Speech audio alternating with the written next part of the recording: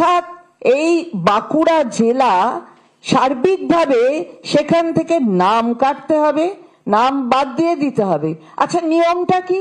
27শে October একটা notification দিয়েছে 2025-এর নির্বাচন কমিশনের পক্ষ থেকে একটা নোটিফিকেশন। কি নোটিফিকেশন? খসড়া তালিকা বেরোবার আগে অবধি 50টি করে ফর্ম বিএলওরা জমা দিতে পারবে। খসড়া তালিকা বেরিয়ে যাওয়ার পরে সেটা 10টা করে ফর্ম জমা দিতে পারবে।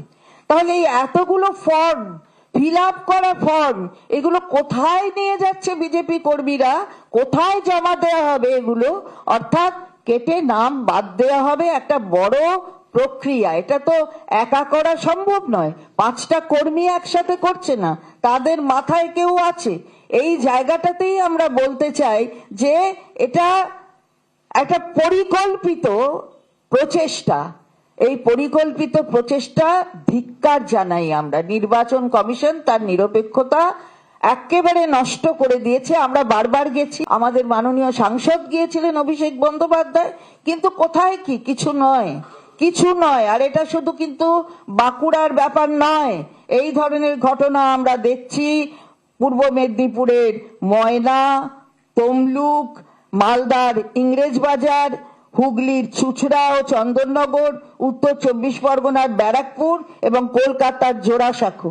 মানে অর্থাৎ একটা পরিকল্পিতভাবে নাম কাটা। সবচেয়ে বড় কথা হচ্ছে কোন নামগুলো কাটা? গতকাল আমাদের মাননীয় নেত্রী বলেছেন যে মহিলাদের টার্গেট করা, মহিলারা ভোট যাতে না দেয়, মানে কেটে দাও ওদের, মহিলাদের কেটে দাও। আমরা তীব্র ধিক্কার জানাই। মহিলাদের ভোট কেটে দেবেন এমন হিম্মত কারুর হয়নি। সুতরাং সেই জায়গায় দাঁড়িয়ে ওই প্রচেষ্টাটা করতে যাবেন না। আর এখন মাঝে মাঝে কি ইসি হোয়াটসঅ্যাপে চলছে, নির্দেশ সব হোয়াটসঅ্যাপ, আজকে এটা কালকে ওটা পরশু ওটা, সব হোয়াটসঅ্যাপ চলছে। বাপস রে বাপস, নতুন প্রযুক্তির ব্যবহার। সেই প্রযুক্তির ব্যবহার যদি অপব্যবহার হয় তার বিরুদ্ধে তো আওয়াজ তুলতেই হবে। সেটাই আমরা বলতে চাই যে এই ধরনের ঘটনা যারা করছে এবং প্রত্যেক দিন আমাদের সংবিধানকে পদদলিত করতে চাইছে, আমরা তার বিরুদ্ধে আওয়াজ তুলছি এবং তুলবো। আমরা থেমে থাকবো না। কি চাইছে? যে অন্য রাজ্য থেকে লোক নিয়ে আসুক, অন্য রাজ্য থেকে ঝাড়খণ্ড, পার্শ্ববর্তী এলাকা বিহার, উড়িষ্যা, এরা আসুক, ভোটার ওখান থেকে আসুক। কিন্তু হবে না, ধরা পড়ে গেছে। অন্য জায়গায় যেখানে এই ধরনের কাজ করতে গেছে তারা বুঝতে পারেনি, কিন্তু বাংলার মাটিটা অন্য মাটি, এটা বুঝতে হবে।